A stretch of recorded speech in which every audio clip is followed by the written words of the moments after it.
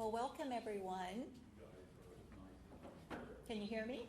Yes. All right. Well, thank you so much for being here at our member orientation. I know there will probably be some folks coming in.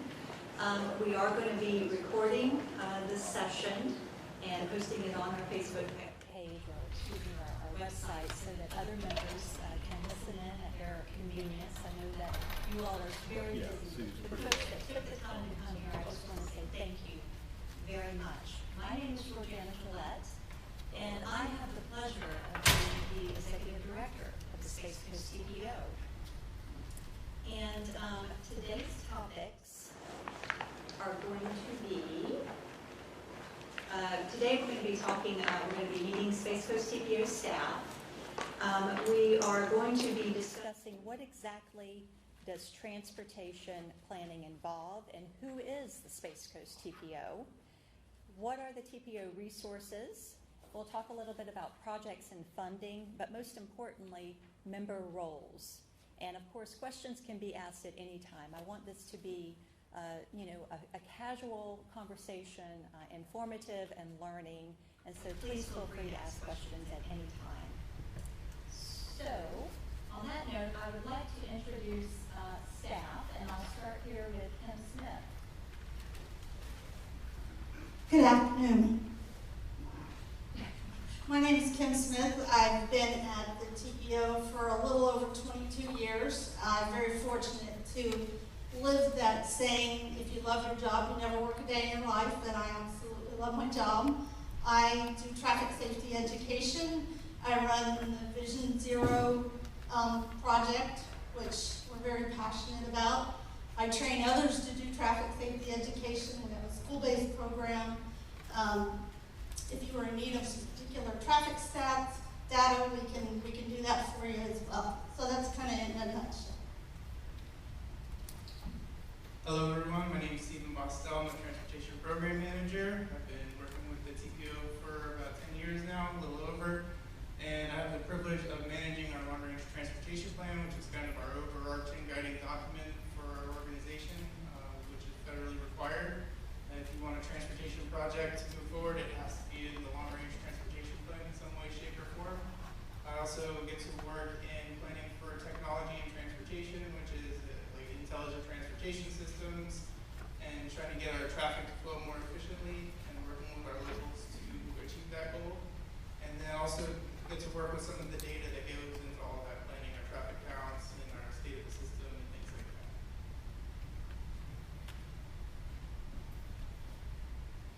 Hello everyone, my name is Jillian John, and I'm the Finance and Contracts Manager for the Space Coast TPO. I am probably the newest member there so far. I've been there since September and love it. My job entails processing the contracts, and I've been working with Laura learning the finance side of the house. I am prior military, Air Force, go Air Force, 20-year veteran, and this is my new life here, so I'm enjoying it, and I look forward to meeting and working with you guys. Thanks.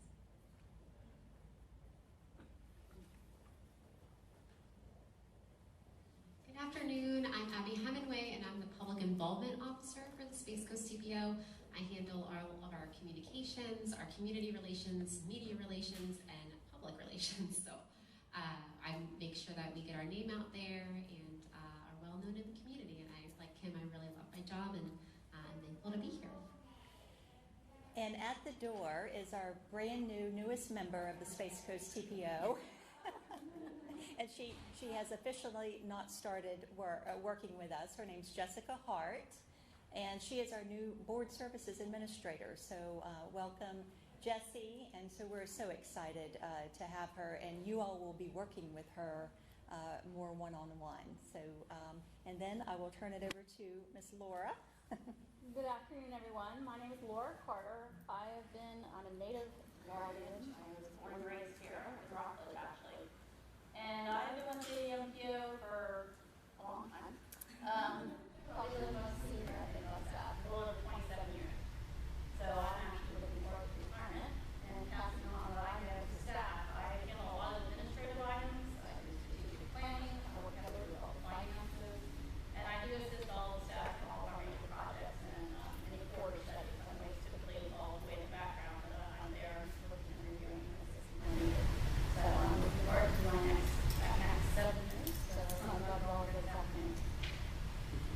Thank you, Laura. And a little bit about my experience. I've been with TPO since 2010, been the director since 2018, and I tell you, I'm so blessed to have this amazing staff. They really do make us look good and make the organization look good. In my past life, I worked for the Florida Department of Transportation for 18 years. So transportation has really, it's been my life. And we do have one staff member that is missing. She is out sick today and really wanted to be here, Sarah Crom. She's our multimodal program manager, or senior transportation planner. I'm sorry, she has a new title. But she does work with bicycle pedestrian planning, resiliency. She works closely with Terry, Space Coast Area Transit, so she has her hands in a lot of things as well. So that is staff. And I know this will take just a few minutes, but I'd love to know who we have in the room. If you could just kind of let us know your role as the member and who you represent. So we'll start with Cliff. Hi everybody, my name is Cliff Graham. I'm the Director of Operations and Maintenance at the Melbourne-Orlando International Airport. And I've served on the Technical Advisory Committee for, I guess, several years now. I've been the Vice Chair for, I think, 2 years. And I was recently elected as the Chair. So it's really a privilege. You know, I'm in a little different sector of aviation, but I really enjoy you know, the work that we're doing here. Thank you.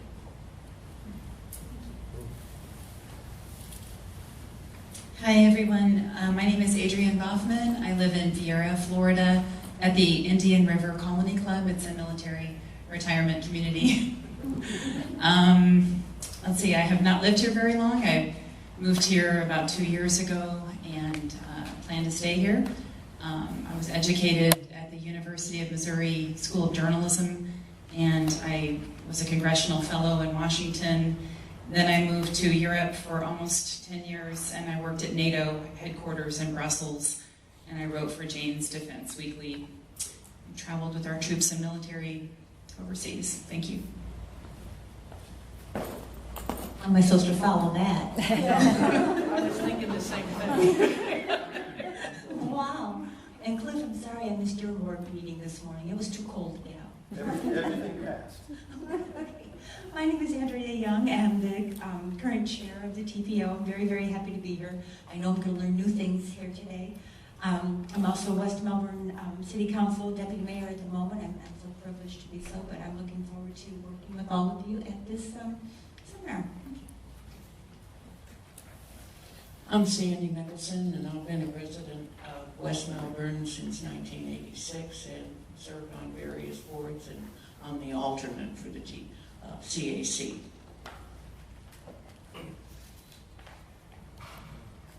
Good afternoon. Happy New Year to everyone. My name is Joe Robinson. I'm a City Council member for the City of Titusville. I am also one of those who retired military 25 years. I've retired 3 times and I'm still working. I recently, 8 months ago, I was the executive director and president of North Brevard Charity Sharing Center. I also pastor a church in Titusville, and I'm trying to figure out when I'm going to quit working, but it's not on my radar right at the moment. And it's just wonderful to be part of this group. Yeah, my name is Greg Stoll. I'm the Citizens Advisor for City of Cocoa. Recently retired after 33 years at Cape Canaveral, and I'm a rail enthusiast, so bring on Brightline. Lorraine Koss, Councilwoman for the City of Cocoa, District 4. I'm also on the governing board of the TPO. My background is in environmental management. We're had a long career with the U.S. Water Alliance and the Water Environment Federation.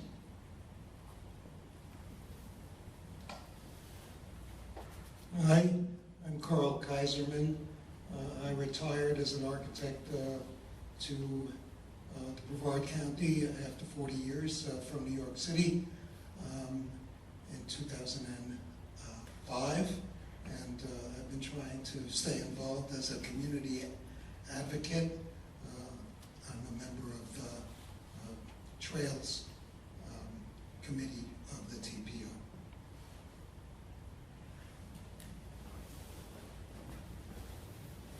Good afternoon, everyone. My name is Terry Jordan. I serve as Director for Space Coast Area Transit. I work very closely with Georgiana and the entire team at the TPO. Also serve on the Bike Ped Committee, along with many in the room here as well, and the Citizens and Technical Advisory Committee. I usually attend those meetings as well, and hope to have a replacement doing that soon, by the way. Thank you. My name is Alan Woolwich. I'm a community planner with Brevard County's Housing and Human Services Department. I work with our neighborhood strategy areas in planning capacity, do many things with the department. We also work with the 4 major cities in the county on their housing programs, and all of those have planning programs also. I've been on the Bicycle Pedestrian Trails Advisory Committee now for about 15 plus years, so I've seen a lot of planning efforts go on and a lot of projects come to fruition, so it's been very rewarding. I'm participating in the Vision Zero process, which we'll hear about a little later, and I currently serve as the Vice Chair on the Bicycle Pedestrian Trails Advisory Committee, so after many years. Thanks, nice to see everybody.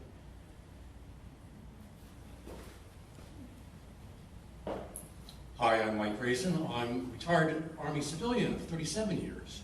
I've worked on armaments and environmental projects. I'm the alternate for the TAC as a port ambassador. I've been here about 3.5 years. My other side jobs are master gardener, and I work at the Veterans Museum, so I try to keep busy.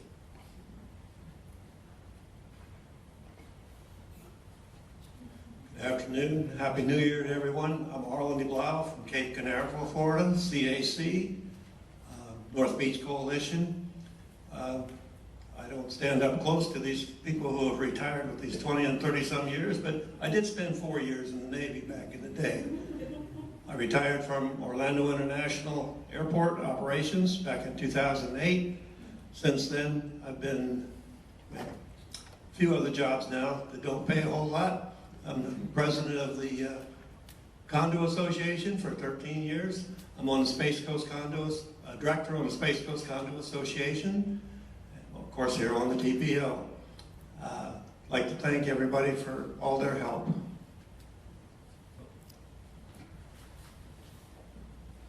Hi, I'm Scott. Boy, this is going to be a rough crowd. Hi, Scott. Thank you. There you go. Oh, that's the wrong meeting. My name's Scott Brown. I'm the Public Works Director for the City of Rockledge. Good luck. I'm Brian Smith. I'm the Public Works Director and City Engineer for the City of Cocoa and the TAC member. All right. And of course, our Fdot liaisons here. Hello, everybody. My name is Sarah McNamara. I am a liaison with Fdot, and well, that's my job. We are liaisons between Fdot and the MPOs and TPOs of District 5. And I'm Tyler Burgett, also with FDOT. Thank you. All right, well, thank you so much. I know that took a little bit of time, but it's good for everyone to know who's in the room. We had quite a few more people that signed up and registered, but they've called in, and a lot of people are sick. And so we're going to do the best that we can here, and we really do appreciate your time. So moving on into, we're going to talk a little bit about Brevard County demographics. This is the latest census snapshot of really what makes up Brevard's demographics. Our current population is at 615,420, and the average travel time to work is 25.2 minutes. So we are a transportation planning organization, or TPO. However, you may hear me say MPO, or Metropolitan Planning Organization, and they are interchangeable. They really mean the same thing. We use Space Coast TPO to express that we're on the Space Coast and we do something with transportation. So who is the Space Coast TPO? We are organized by an interlocal agreement between all of the Brevard County local governments, Port Canaveral, and FDOT. We are an independent organization. We are not county employees. We contract with Brevard County for administrative support and benefits. Our mission, this is why we exist, to develop and foster realization of a regional multimodal transportation projects and programs that improve the quality of life for Brevard residents, businesses, and visitors. Quality, commitment, integrity is the foundation for our success. So how did we get here? I'm going to give you a very brief historical perspective because you really have to know where MPOs come from to understand your role in the system. It started with the emergence of the interstate highway system. Conversations began back in the 50s for national defense, to promote commerce, trade, and job creation. In 1956, 41,000 mile system was approved. And Uncle Sam said, you know, we need to dedicate revenue to the interstate system. So they took the federal fuel taxes and they created what we call the Highway Trust Fund. The federal government really didn't want to build it, however. They just generated the revenue, so they passed it to the states. They said to the state highway department back then, you figure out where it's all going to go, and the states really got busy, and they did just that. But immediately, the communities and the cities started complaining because the interstate really rolled through some local governments. They bypassed some local governments. People were not very happy. And everyone was trying to figure out how to get a voice in the process.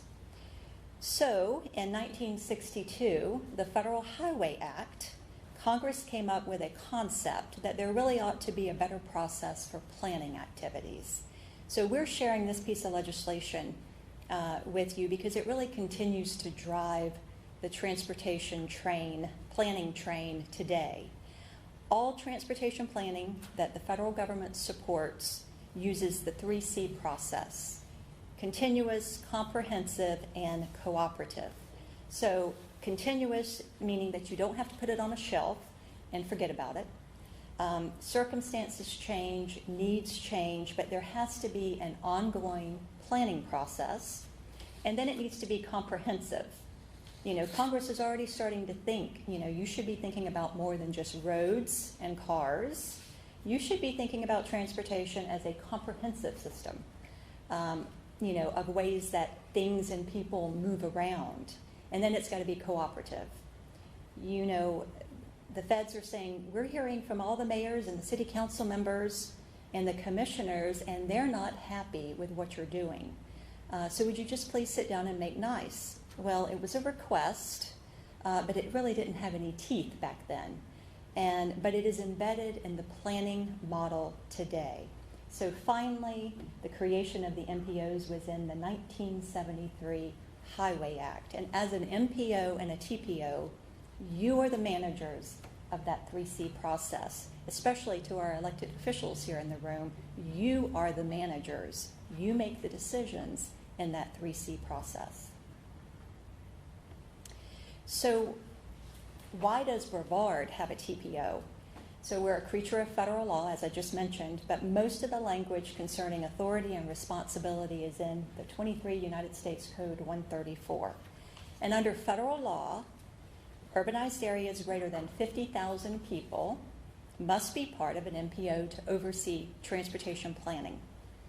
Once an urbanized area reaches a population of 200,000 or more, it becomes a transportation management area, or TMA, as we call it. We are a TMA. The TPO serves 2 urbanized area boundaries, that's Palm Bay, Melbourne, and Titusville. And there's a small area within the boundary of Brevard County called the Sebastian Vero Beach urbanized area. So we are a TMA. Because we have this designation, we receive additional federal funding, and we also have additional responsibility. we are required to have a federal certification every 4 years, and as well as a state certification to determine if we're doing what we're supposed to be doing. And by the way, our federal certification is coming up in May, and it's a big deal. It's an all-day event, and we prepare a lot for that certification.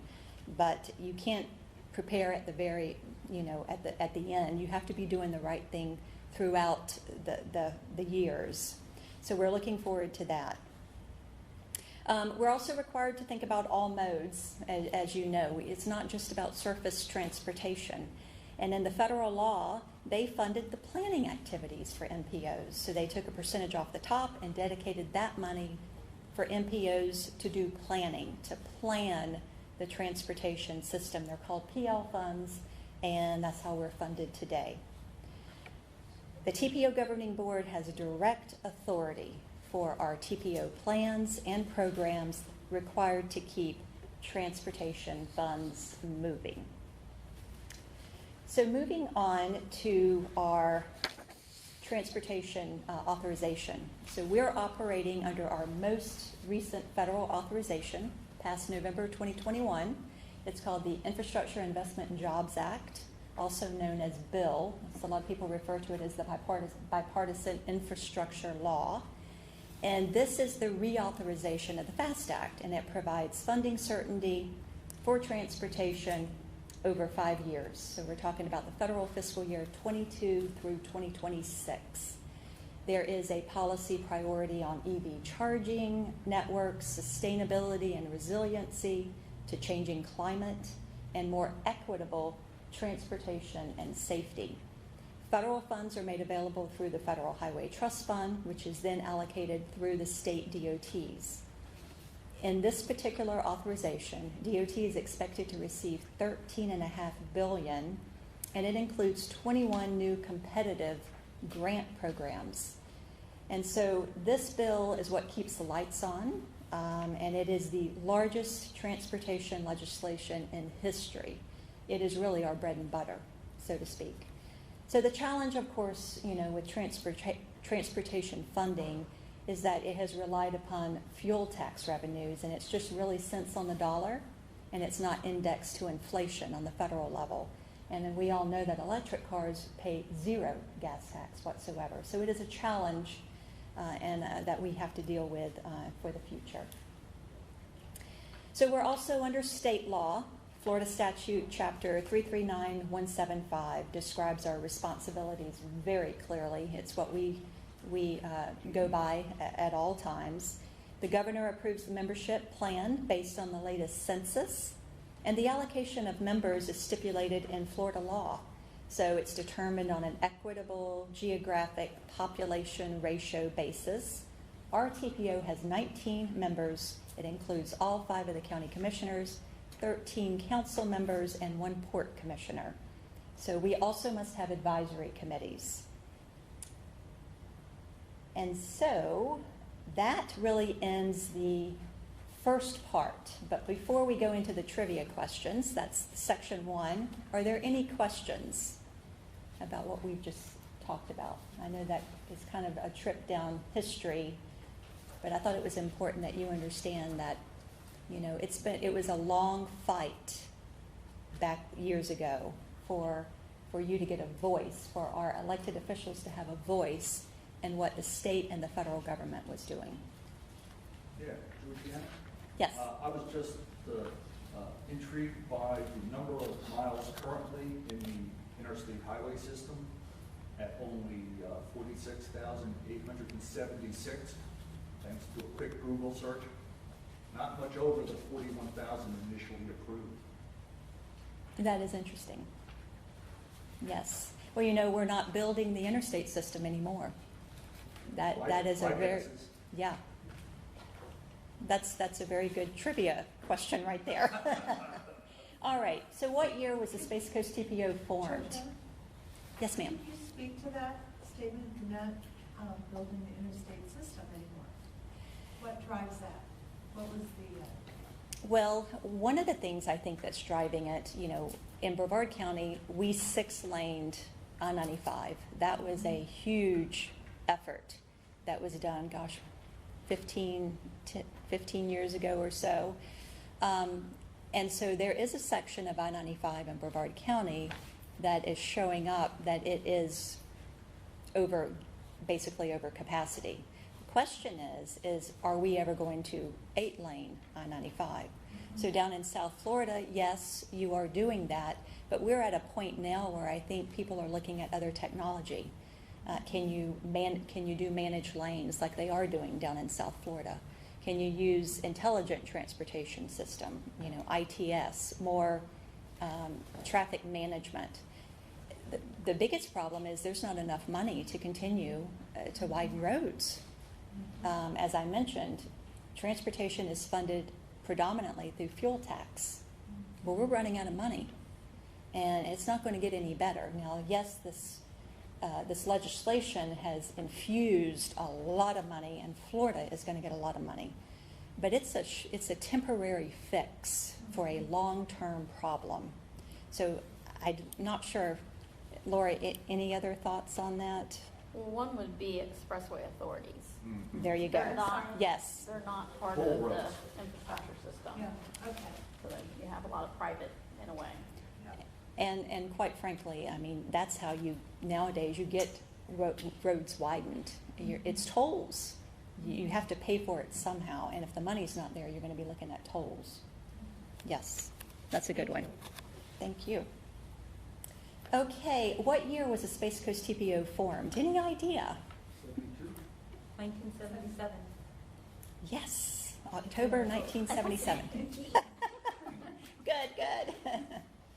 All right, so that was just, let's see, several years after the formation of MPOs. So what was the Space Coast TPO previously known as? What was our previous name?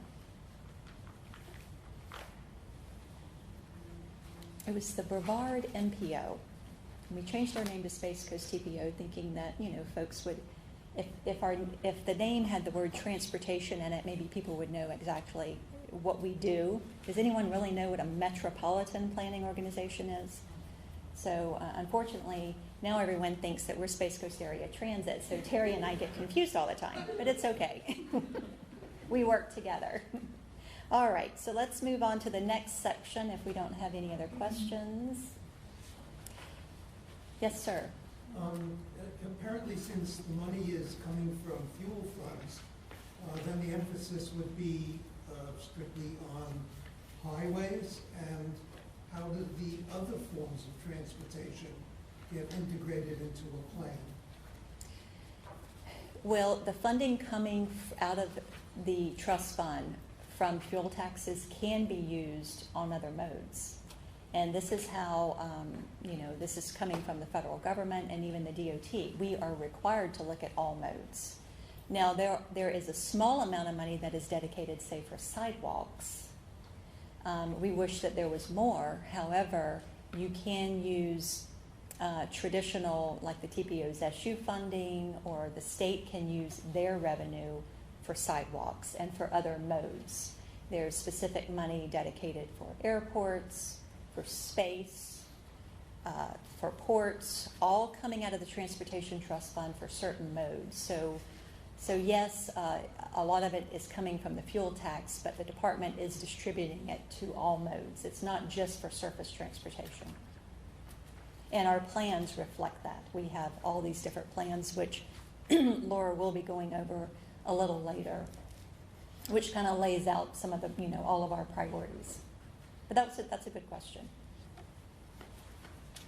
All right. So what does transportation planning involve?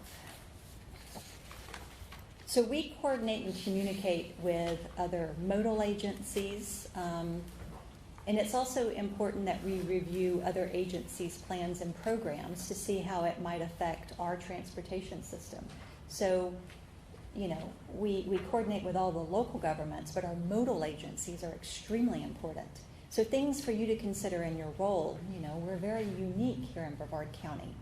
We most likely have more transportation resources than any area its size in the U.S.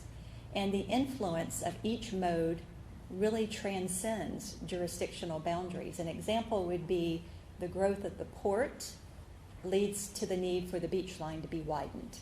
We know that. So someone needs to be looking at the big picture, and coordinating and planning among the different modes.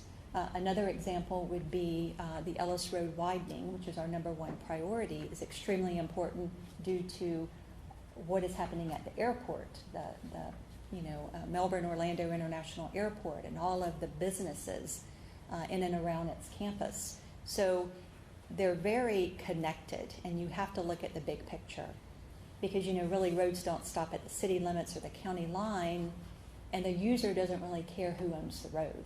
They just want to get to where they're going in a reasonable, safe, dependable time. So it's critical that we view transportation holistically and that we talk to each other about how to improve it, and the TPO is the forum where those conversations can take place. All right, so Laura is going to talk a little bit about our projects. Thank you. So as Georgiana was mentioning earlier, we're pretty much directed by what we are required to do by federal and state law. In the state Florida statute 339.175, it outlines 3 of our core products that every MPO, TPO must produce.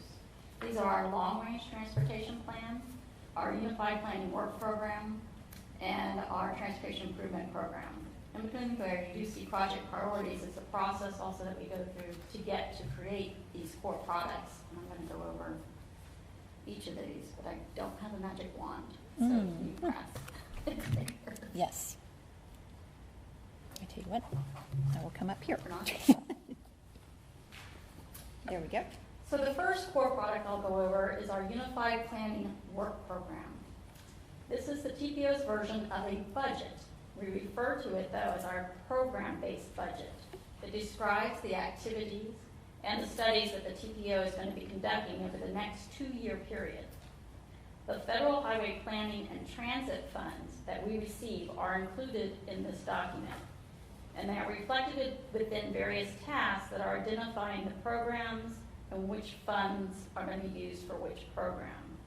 The grant funds are the funding source that is used to support the TPO staff. We're currently in the 2nd year of our current UPWP. It will be expiring this June 30th, 2022.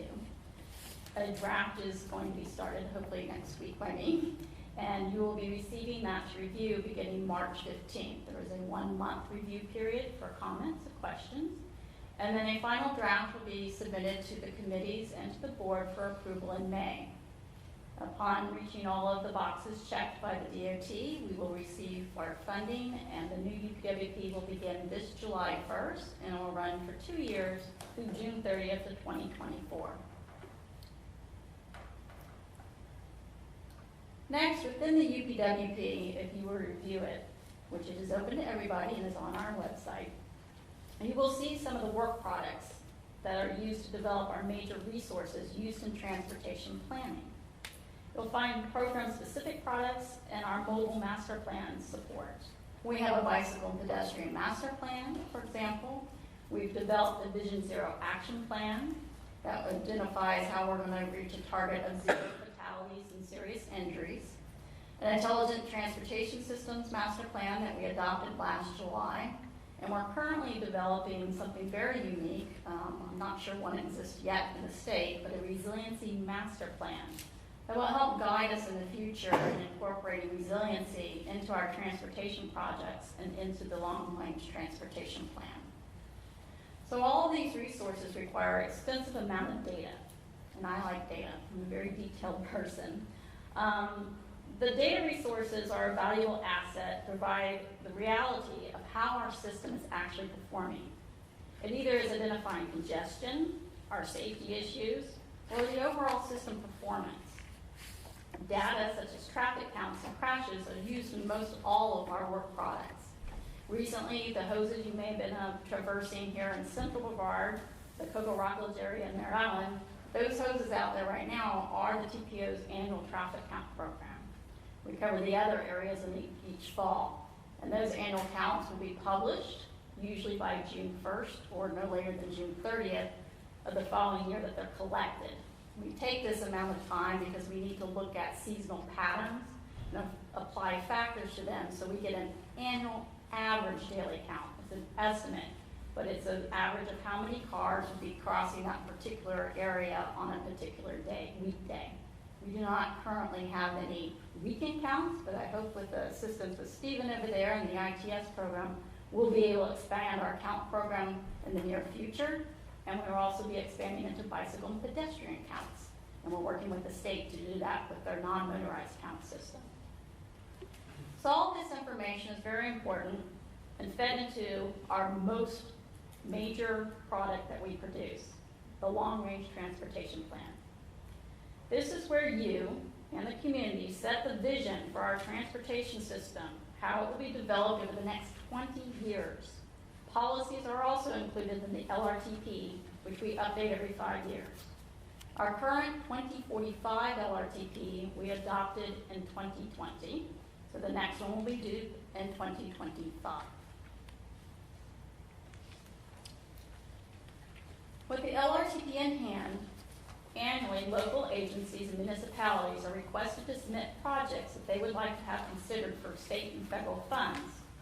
These projects are approved by the TPO members and the committees and are known as our project priorities. Only projects eligible for federal and state funds may be submitted and must be included in the cost feasible section of the long-range transportation plan. The Florida Department of Transportation takes our annual priorities, and those projects lucky enough to receive funding will then be included in our annual transportation improvement program, which is our final core product. We have just begun the annual solicitation this year. We had our kickoff meeting, in fact, this morning for our annual project priority process. We will be bringing a draft out later after May and then June to the public, and then in this July, each committee and the board will be receiving the draft project priorities for consideration and then adoption by the board in July. So the next round of project priorities will be then submitted to the Florida Department of Transportation. And I will then let Georgiana explain what happens once they move off to DOT. So once a project receives funding from the Florida Department of Transportation, regardless of the phase, it then gets put into our transportation improvement program, which is really a snapshot of the DOT work program. So we take the DOT work program, we upload it into the TIP tool, and we massage the data a little bit. We put in our performance measures, but it is the TPO's document. It's a public document. There are projects funded in the DOT work program, again, that must be performance-based. And so we have to show Federal Highway how the projects that are being programmed is improving safety, performance management, pavement conditions. The department has to show that all of these performance measures are being implemented for the use of state and federal funding. So it is important that when we look at safety projects, and there are projects that perhaps may not be popular, but we know for a fact it's going to improve safety, that we not jump to a conclusion, and that we really let the department program some of these projects for us, because we really are in this together.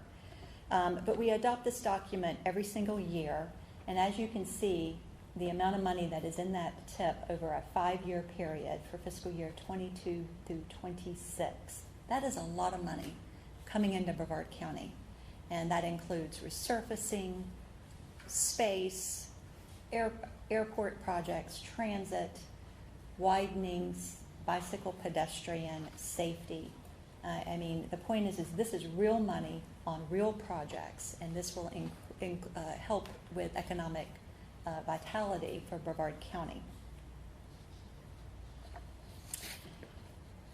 So the public participation plan, this is another required document. It involves engaging the public on our needs and solutions. We gather input and communicate decisions from and to elected officials, citizens, the media, agency staff, our modal agencies, and FDOT. So the public participation plan, it tells the public how we're going to interact with them. to gain input on various decisions, because the citizens have a stake in it. That's why we're here. And so that is extremely important. So that ends that section, and we have another trivia question. Does a project have to be in the long-range transportation plan and the transportation improvement program to receive federal funding? Yes. The answer is yes. If it's not in these two plans, it's not going to receive federal funding. All right. Any questions before we go into the next section? Okay. You guys are making it easy for me. That's great. All right. The next section is planning plus funding. What do you got? We got projects. That's what it's all about. We want as many good quality projects coming into Brevard County as possible. So, a comprehensive, safe, efficient, connected, and reliable transportation system requires funding from a variety of sources. State, local, federal, even the private sector, they have a stake in this too. This is how transportation is funded in the United States, and partnerships are extremely important.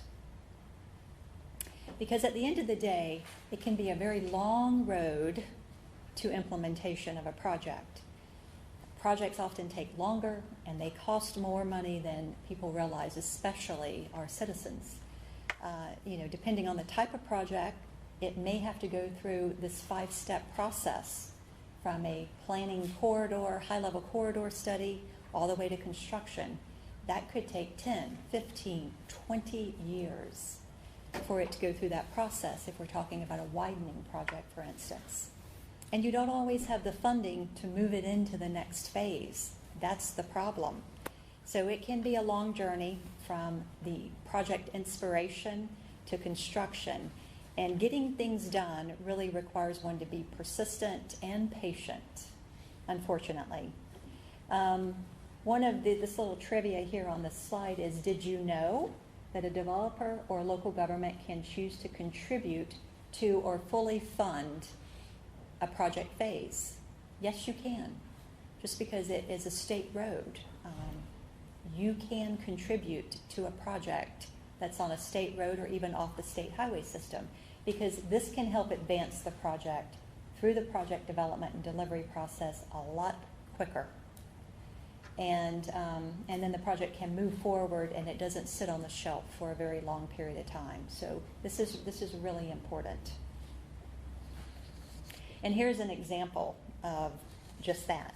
St. John's Heritage Parkway. This was identified as a project in the late 1990s. My predecessor, Mr. Bob Comm, and John Denninghoff with Brevard County, the previous Public Works Director, they both had a vision for this project. And it was identified, again, back in the 1990s, and the various sections of the Parkway, these are all completed sections, they were all interdependent. They could be done in sections, which is a smart way to do things. But the point being is that it took state, federal, actually a few earmarks. We don't support earmarks, but back then, a few earmarks to actually get this work done. And it was a partnership between Brevard County, the City of Palm Bay, FDOT, and the TPO. It had strong local support as well. These are just a few of the active projects that are in development. Many of them are on our priority list. There are many more resurfacing and intersection projects that, the local governments and the TPO are sitting at the table during project meetings, having conversations, talking about, what is the vision for the community? How can we make even a simple resurfacing project more valuable for the community? How can we improve safety? Can the local government contribute decorative lighting? I mean, all of these conversations happen every day. So we're in a lot of meetings with our local governments to try and improve transportation and quality of life for Brevard County. And if there happens to be a project in your particular area that you represent, And I know I've seen several of you at these meetings. I would encourage you as a TPO member to attend them and offer your feedback. Listen maybe to what you're hearing the citizens saying, because sometimes what you're hearing them say is not necessarily accurate. Education of our citizens is really important. It's an ongoing process. But, go up to the DOT project manager and talk with them and introduce yourself and let them know that you are a TPO member. That is very valuable for you to be involved in the process and just to get to know the projects more.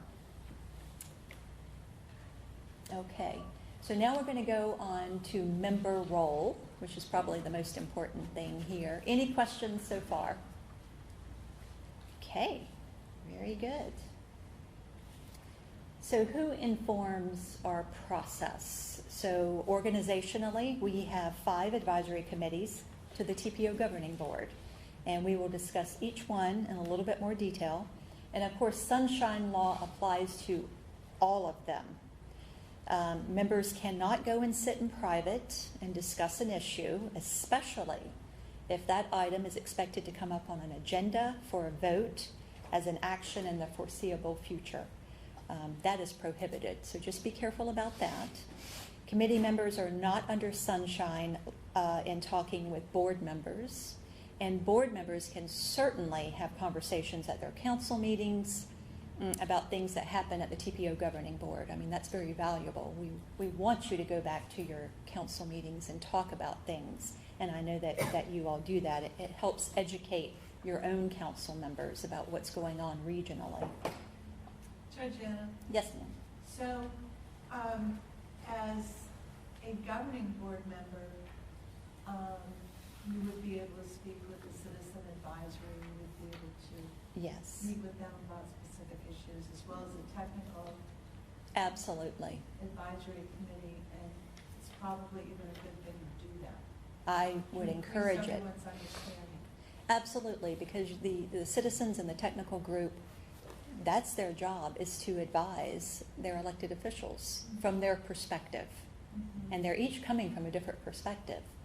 That's where you, as our elected officials, have a tougher job, because you have to sort through all this information and try to put it all together and make a decision. You are our policymakers, our decision makers. But I would definitely encourage you to talk to the citizens and the technical group that represent your area to get that information, absolutely. Okay, the Tpo Governing Board's responsibility is to determine transportation policy, develop transportation plans, and mutually agree on federally funded projects to improve regional mobility for the entire county. So you're responsible for the big picture framework of transportation decisions. So that's tough. 19 elected officials sitting around the table trying to come up with one priority list with a number one priority. And our governing board does an amazing job because they do see the big picture.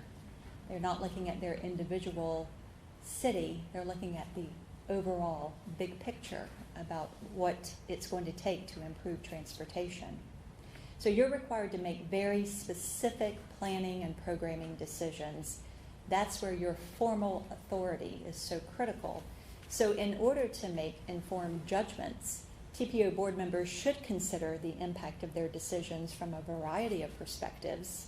As we just mentioned, Councilmember Koss, board members should depend on their advisory committees, TPO staff, and the public to make them aware of the implications of the decisions that they're asked to make. So it is the job of the TPO board to sift through all of this information and to understand the varying perspectives prior to making that informed decision.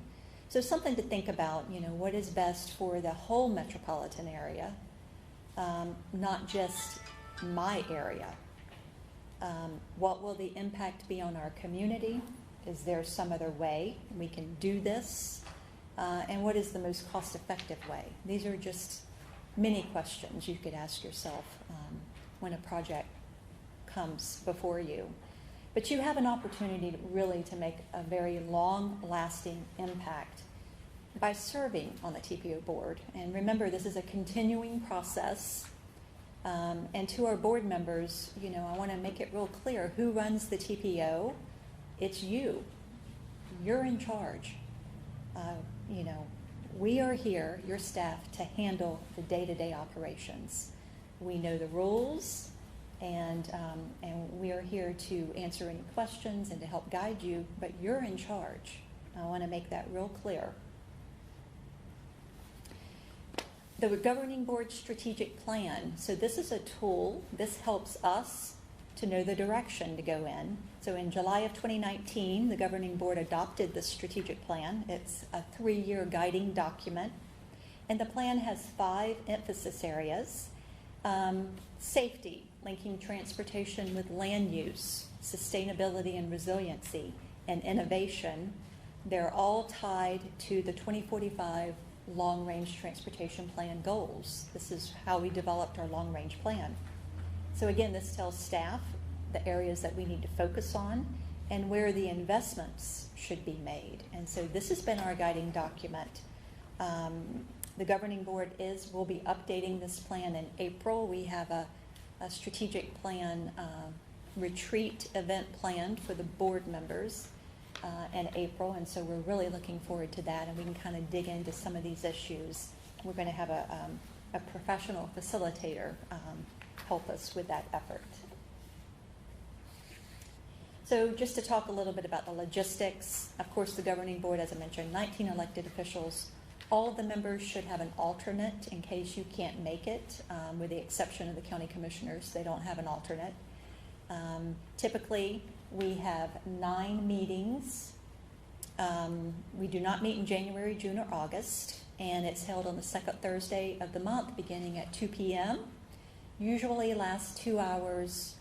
We try to trim it down to an hour and a half per several requests, because we know how busy our elected officials are. We want it to be informative, to the point, and get what we need from you, but yet educational, excuse me, at the same time. And the agenda package is sent out to you no less than a week in advance. And then we have the TPO's Executive Committee. They meet on an as-needed basis, and they really take a deeper dive into policies and procedures that can occur, you know, that we need more time, you know, than just a regular board meeting. So they also conduct performance evaluation for me, which is important to help me know that I'm doing what I'm supposed to be doing. But they are advisory only, and the membership is the chair, vice chair, secretary, and up to 2 at-large board members.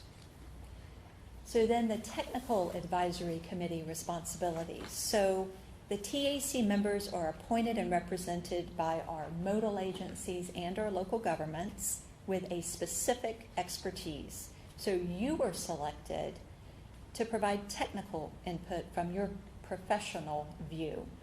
The primary role of any committee member is to provide the TPO board with input to use when making these transportation decisions. So this may include technical analysis or specialized knowledge on a particular subject matter, you know, or projects ongoing in your particular area. So these are typically our city managers, planners, public works directors, port agencies, as well as environmental representation. We have all of that on our TAC. And so you can have a very strong opinion about a topic, but is it your personal opinion or is it your professional opinion? Because you're here representing your agency. So that is something to remember. And of course, the membership, there's 26 members, 13 municipal representatives, and then 1 alternate. So if both members happen to, the member and the alternate shows up at a meeting, which is great because you want folks to kind of hear this together and all be on the same page, only one person can vote, and that's the member, or debate, you know, or participate in any conversation. And of course, there are 9 meetings as well. They begin at 9:30 a.m. and they'll last up to usually about 2.5 hours. 10 members is a quorum. So the Citizens Advisory Committee is the exact opposite. So you are here to give your opinion. And the state requirement is that we have representation from the entire geographic area. So minorities, elderly, other groups that may not be adequately represented should be considered. So we want different input so that our citizens are giving us different perspectives. So the CAC is made up of citizens who are interested in transportation issues and appointed by local jurisdictions. So yes, the governing board members are making the decisions, but it's your responsibility as a citizen advisory committee member to review and evaluate transportation-related issues and make recommendations to the TPO board. So your input is extremely important because it's part of the public involvement process. So that's critical to what we're trying to do here. And again, membership is 24 members. We have same thing, both member and the alternate. I also want, as a reminder, if the member cannot attend, whether we're talking about a TAC member or a CAC member, it is your responsibility to contact your alternate to make sure that there's some representation for your area. That's not something that TPO staff has ever done. So it is your responsibility to make sure that member knows that you can't be there, the alternate, and that shows up and is able to participate in discussions. And again, 9 meetings beginning at 9:30 a.m. The technical group and the citizens group, they meet together. We're kind of unique here in Brevard.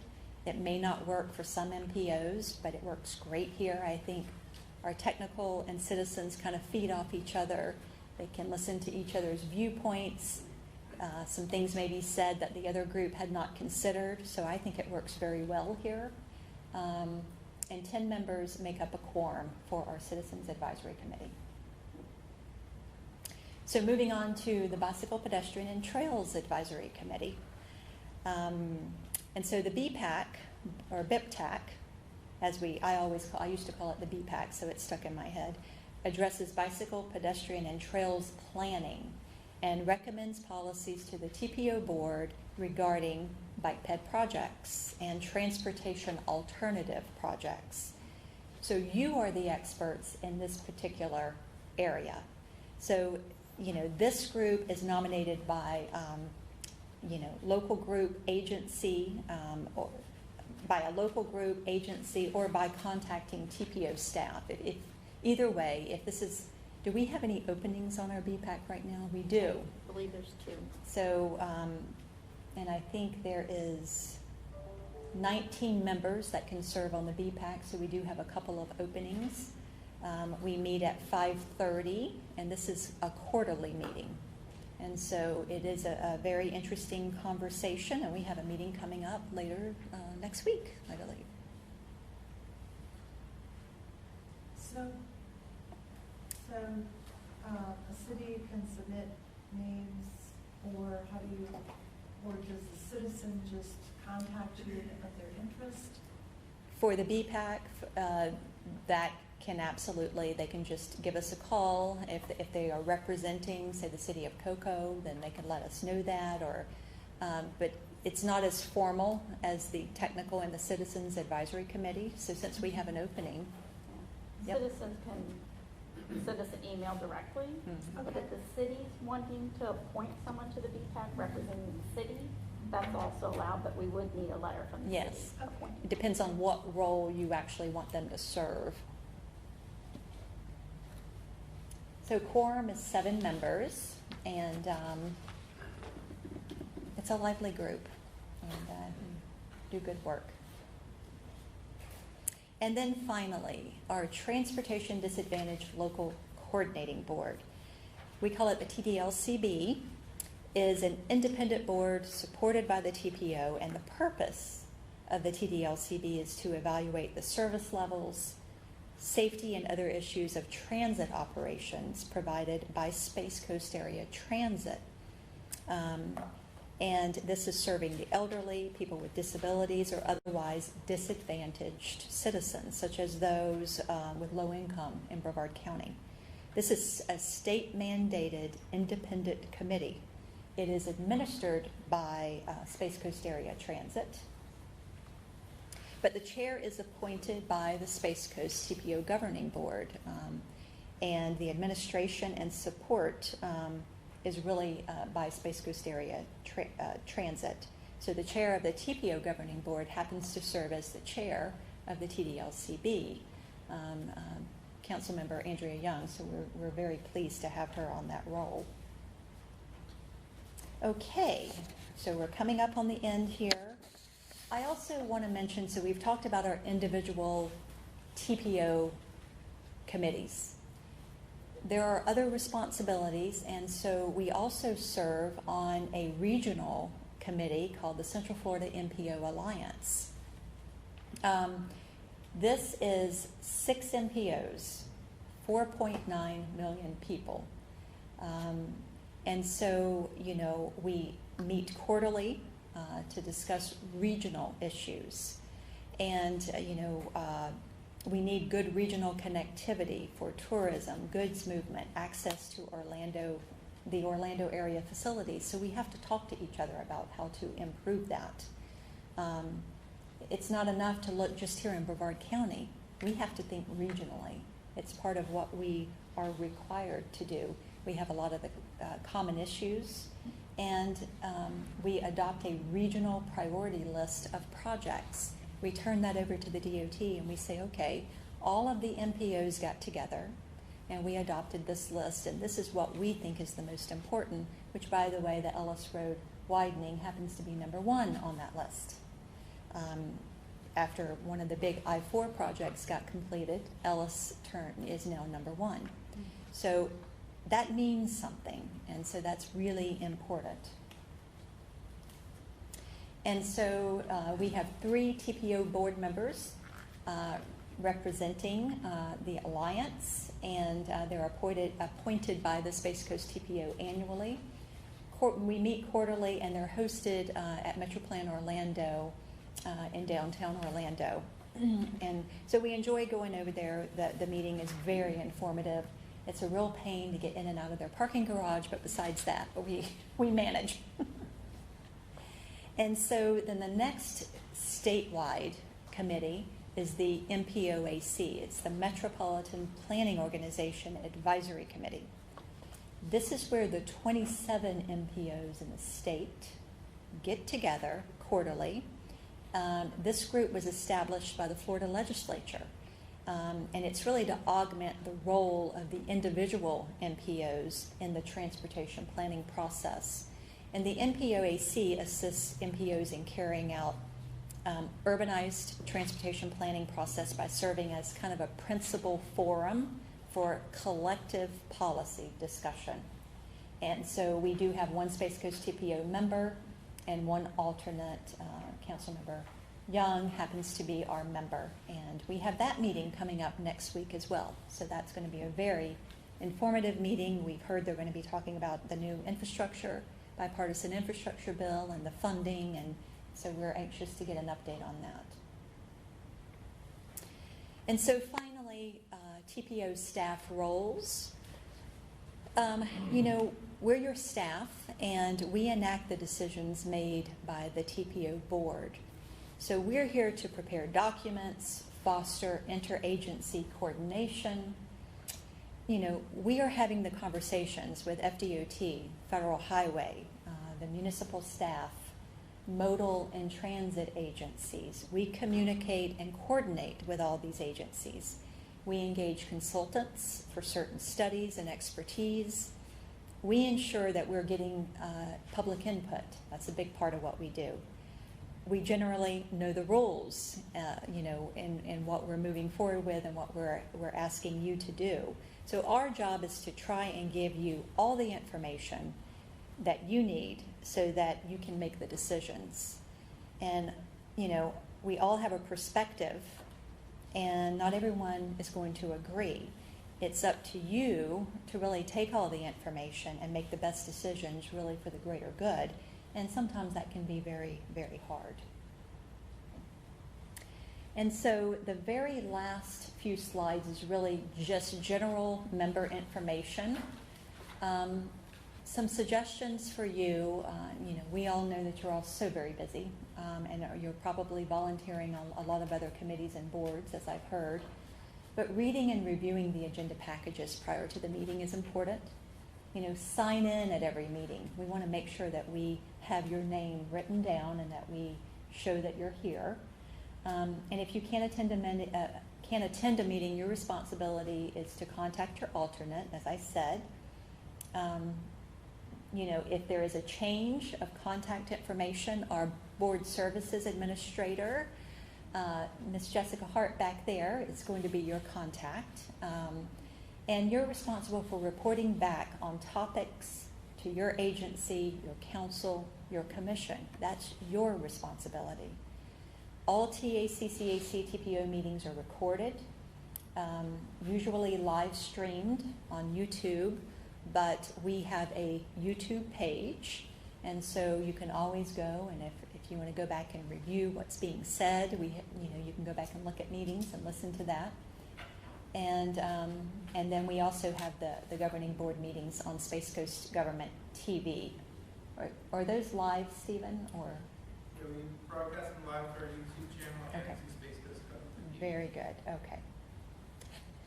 And so when you get the agenda is really broken up into various categories, such as reports, consent agenda, presentations.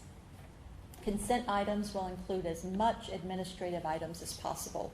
That was the direction our governing board gave us, and that's what we try to do. Please call the TPO or responsible staff members if you have any questions. Any consent item may be pulled for further discussion, so that is something that you all can do, is to pull a consent item just to talk about it a little more if you don't understand it. And then the agenda format, the item sheets. So each item that's on the agenda will have an item sheet, and on that item sheet it will tell you what staff member is responsible for that particular item, if you wanted to call that person. It will also tell you what you're being asked to do. What is the requested action? Here's the supporting materials. And also you see at the top right, strategic plan emphasis area, it says leadership. So this particular item supports the item leadership.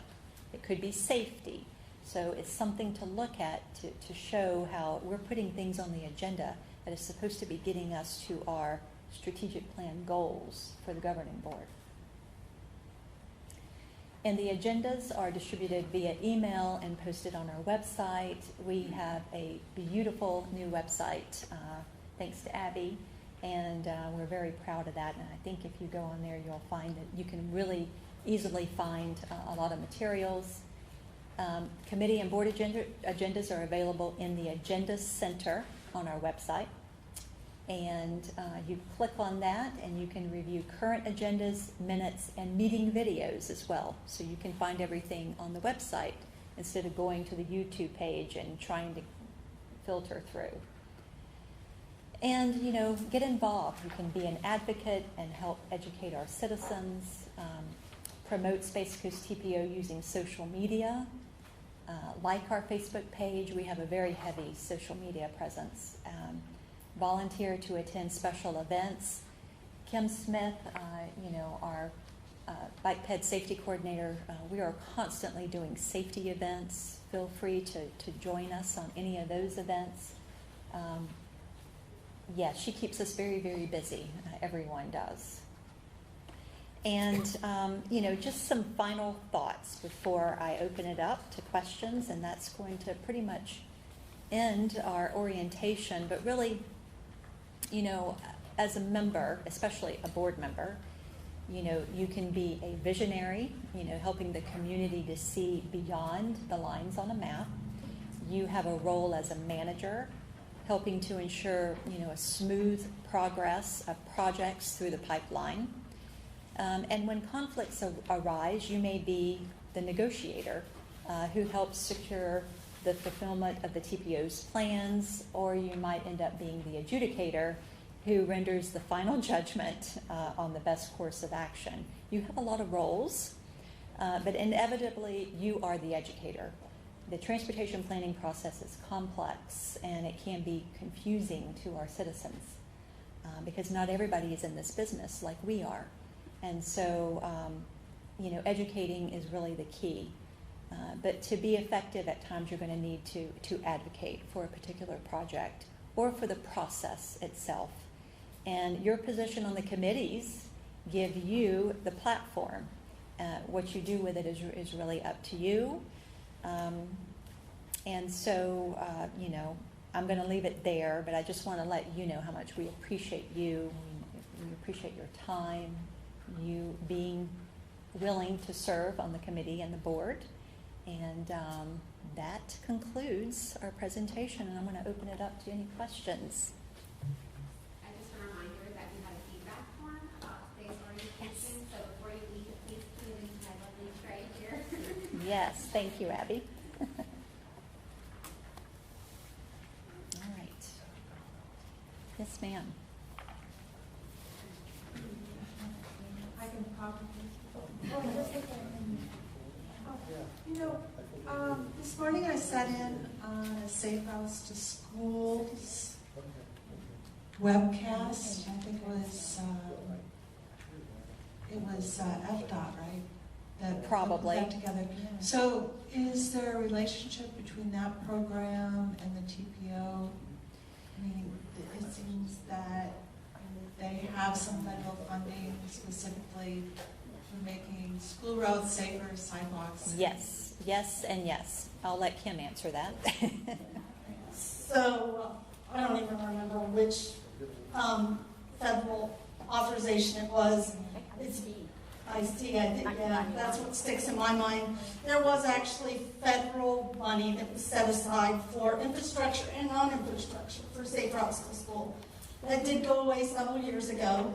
The state of Florida decided that they were going to maintain their level of infrastructure, but do away with the non-infrastructure. So there is still a process in Florida to submit applications for safe routes to school projects. These projects are everything off campus. Nothing on campus can be taken care of, with that money. And actually, Brevard County has done quite well getting projects. Palm Bay, Titusville, City of Melbourne, all have done quite well with getting safe routes to school projects. Again, I think it was this morning, Georgiana was talking about bundling. So sometimes when you can bundle projects and make it a little bigger because it is the federal process, that becomes a better way to go. So you actually, a city could apply, or? Yes. The city. Yes. And to get more information, you can email Sarah, because she's the one that's overseeing that. But yes, the state of Florida is still kind of setting apart some money to fund those types of programs. I'd like to add to that too, that I don't know if you recall, we did safe school routes analysis. It was a pilot. We did 9 schools total, I think. Oh yeah, that's right. A couple of, and out of that was the purpose of that, is to evaluate the access to the schools, and the findings then were used to the application. And we've gotten 3 or 4, I think, of the grants so far. And in fact, next year or so, we'll be working on the City of Rockledge area schools. And if COCO's interested, the project priorities can submit that information to us, and we can get you lined up also too, because the pilot program's purpose was to establish a procedure that we can use throughout the whole county and evaluate all the schools, so we can get access to those grant funds. And in addition to that, since the year 2000, we have done a student travel survey. And we have all of the, we've done it every other year. However, we skipped the last one because we were in COVID, and there was no sense in doing it because you were going to get skewed data. But we will pick that back up when we feel like we get to, which just monitors how our school kids are getting to school, so you have that data if you want to apply, because those would be some of the things they would ask you on a safe routes application. And that survey would take place, the plan is what's the timing on that? Well, we haven't really established when we'll start it again, because I don't think that we've reached a level of normalcy. It was supposed to take place 21, and we made we did one in 19, so we have data up to 19, but we skipped the 2021. Can I just ask one more question in that regard? So what were the improvements that were actually made as a result of the grants received? Do I know them all? I don't know them all. I know Palm Bay has got a tremendous amount of sidewalks. Pavement sidewalks, signage, lighting. Yeah, RRFB type stuff. I know Malvern put in for, I think, the post road, some of the post road RFPs were. Yeah. It's within 2 miles of a school, right? Yes. It's That's within the key. Yes. Yes. Yes. Thank you. No, it's okay. Mine is not a question, it's a statement. Thank you for the information. I really enjoyed it. And it was, for me, it was extremely informative to bring me up to date. After being on the board for a little over a year, now I understand what I'm doing. Thank you. We appreciate that, sir. Any other questions? Do you have one more? Or no? Okay. Kim, we talked about Vision Zero a little, and I know that's an ongoing process, especially going back to the communities and providing technical assistance to the communities where we have high impacts and where there are solutions that need to happen still. Can you talk a little bit about that, and when are we going to be going back to communities, and if communities want to get involved more to have some additional technical assistance or working to improve their local situation?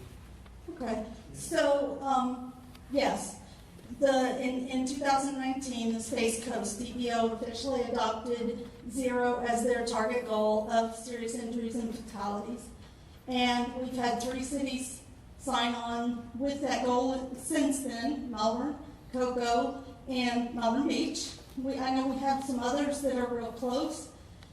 We've had internal discussions about what we do moving forward, because it is going to constantly be, a living, breathing, make changes to try and make a difference. We are going to take our leadership team, the TPO's leadership team, which was put in place to make sure we were doing what we said we were going to do, and we are going to actually turn that into a regional being Brevard County, Vision Zero team. The reason that we're doing that is because we were hearing from the cities, we can't take this all on, the whole action plan and all of that. So what we're going to be going back to the cities with is, if you will officially adopt the goal of zero, and then we will have this regional team that will work through the issues and the problems and things like that. And I think that we'll get a lot more of our cities that will adopt that goal of zero. Very good. All right. Any other questions? You guys have been great. And, oh, yes. Oh, I'm just going to ask, in terms of, is there any legislation on the radar screen? There's a lot of, so we have, the MPOAC is monitoring all the new legislation regarding transportation that's out there, and next week we'll be discussing and kind of going through some of that to see the MPOAC can actually advocate for certain bills, find out information about some of the bills that are out there. So I'm anxious to hear about that. We are next week, and we will make sure that the Tpo Governing Board members and the committees have that information and kind of highlight that every meeting. And it could be that we need to just send it out if there's something that's moving very quickly, if we need to respond to it. We may just send an email out to you guys and give you a rundown on it. So stay tuned. Yeah, previously, didn't you guys put out a kind of like a summary of Yes. what was going on? Yes.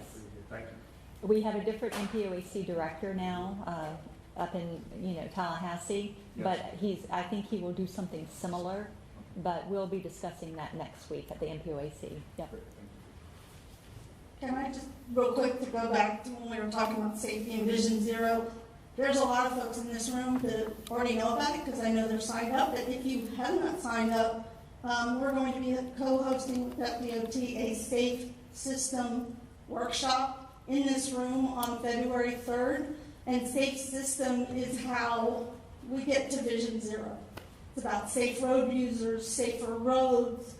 There's like 5 or 6 components of it. And if you would like to attend that, I think it'll be very informative. For those of you that aren't signed up, you can get with me or with Abby. We can send you the link, and we think it's going to be a really good day. That's the one Exciting. 30, right?